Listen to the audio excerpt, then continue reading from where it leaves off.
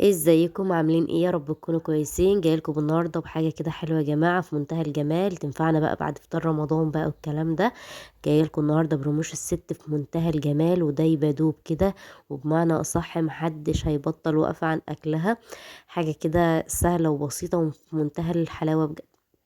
بس اهم حاجة، لو اول مرة تشوفيني، انا اسمي نورة جمال. لايك وشير واشتراك في القناة، وكمان ما تنسيش تضغطي زر الجرس. وشكرا جدا للناس اللي بتكتب لي كومنتات حلوة كتيرة زيها دي.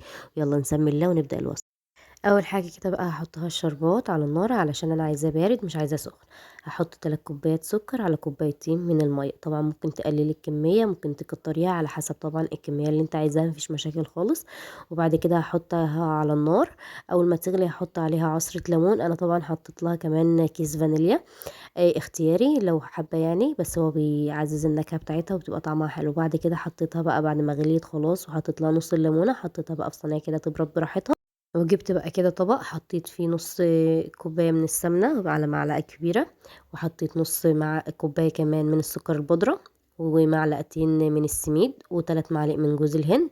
ودي يا جماعة بضاية كاملة على بياض بيض بس. الصفار التاني طبعا مش هنرميه، احنا هنعمل بحاجة تانية. انا حطيت كده معلقتين جوز الهند زي ما انتوا شايفين، وبعد كده حطيت معلقة صغيرة من البيكنج باودر.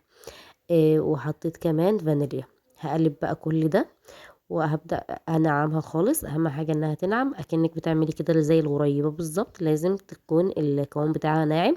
انا خلاص احنا حطينا السميد اللي هو معلقتين كبار، وحطيت 3 معالق من جوز الهند 3 معالق كبار، وكمان حطيت فانيليا، وكمان حطيت معلقة بيكنج باودر. هي دي بس الوصفة بتاعتنا، والسمنة طبعا ما فيهاش اي حاجة خالص.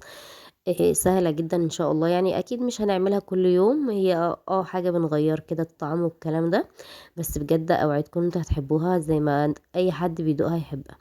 معايا بقى بعد ما خلاص قلبتها كده وخلاص دايبت زي ما انتوا شايفين ولونها اتغير، هحط بقى كوبايتين من الدقيق لكوبايتين ونص على حسب طبعا الدقيق عندك، وعلى حسب الكمية اللي انت عملتيها. ما تحطيش بقى الدقيق كله، انا حطيت الدقيق كله عشان عارفة المقدار. انت ما تحطيش كل الدقيق علشان ممكن يطلع معاكي تطلع معاكي ناشفة، او تطلع يعني لو طلعت سايلة مفيش مشاكل، لكن ما تحطيش الدقيق كله زي ما انا عملت كده.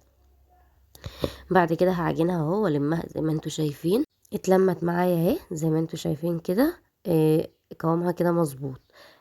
باخد بقى منها واحدة كده وبعمل لها يعني تيست كده، بجربها بشوفها اذا كانت هتشق معايا ولا لا. هي كده خلاص تبقى كملت. انا بكورها كده وبعد كده بلفها طويلة كده زي ما انتوا شايفين، وبعد كده بتكي عليها بصباعي كده بالراحة خالص علشان تاخد الشكل اللي انتوا شايفينه ده اهو زي ما انتوا شايفين كده.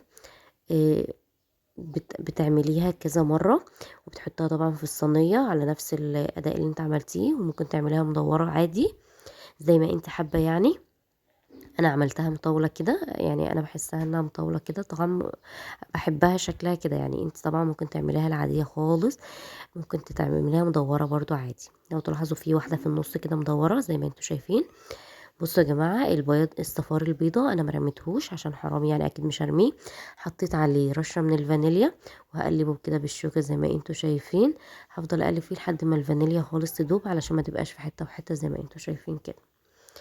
طبعا هتعملي بيه ايه؟ اكيد طبعا هتدهني بيه الوش، اكيد مش هندهن كتير ولا الكلام ده. طبعا انا بحط بجيب معلقه كده صغيره بظهر المعلقه، بعوز ظهر المعلقه، وبنزل على الرموش الست نفسها. العجينة دي بتبقى سهلة يعني معاكي، مش هتاخد وقت خالص. الفرشة سهلة برضو مفيش مشاكل زي ما انت تحبي، بس انا بحب بصراحة اعملها بظهر المعلقة احسن يعني، بتمشي معايا احسن. زي ما انت طبعا عايزة مفيش مشاكل.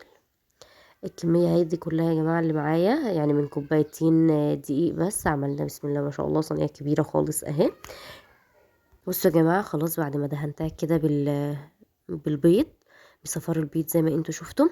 انا بحط الفانيليا. ليه انا بحط الفانيليا؟ علشان طبعا الصفار البيض بيبقى فيه زفارة مش حلوة خالص، لازم تحط له فانيليا علشان الزفارة دي ما تبانش. الفانيليا دي يا جماعة بتقضي على ريحة الزفارة بتاعة البيض خالص يعني، ما تقلقوش لما تحطوها كده على الوش، ما تقولوش انها هتبقى ريحتها وحشة ولا الكلام ده خالص. وبعد كده اهو انا خططتها بالشوكة بالشكل ده، بيبقى شكلها يعني حلو الكلام ده.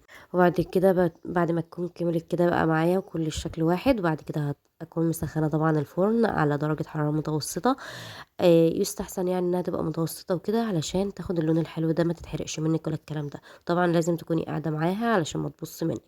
بصوا بقى الجمال والحلاوه، حطيتها بقى لمده 15 دقيقه بالظبط على درجه حراره متوسطه. طبعا انا بقلب الصينيه كل شويه، مش بسيبها كده اللي هي تطيب لوحدها ولا الكلام ده.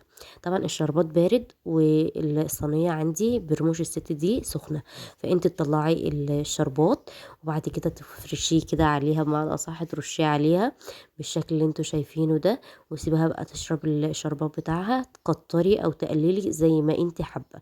انا ما حبيتش بصراحه احط شربات كتير، يعني احنا في الصيام وكده، فاكيد مش حابه انها تبقى مسكره جامد ولا الكلام ده. حطيتها يعني خير الامور الوسط كده. يعني كل حاجه شربت سكرها بالمظبوط. شفتوا دايبة دوب دايبة بمعنى الكلمة. وبعد كده حطيتها بقى في طبقة التقديم. شكلي بقى زي ما انت عايز، ممكن تحط لها مكسرات، ممكن تحط لها جوز الهند زي ما انت عايزة طبعا. يا رب بقى يكون الفيديو عجبكم كده، الفيديو بتاعي يكون خلص. ما تنسونيش بقى في اللايك والاشتراك وتضغطوا زر الجرس، وتكتب لي كومنتات حلوة كتير زي اللي انتوا بتكتبوها.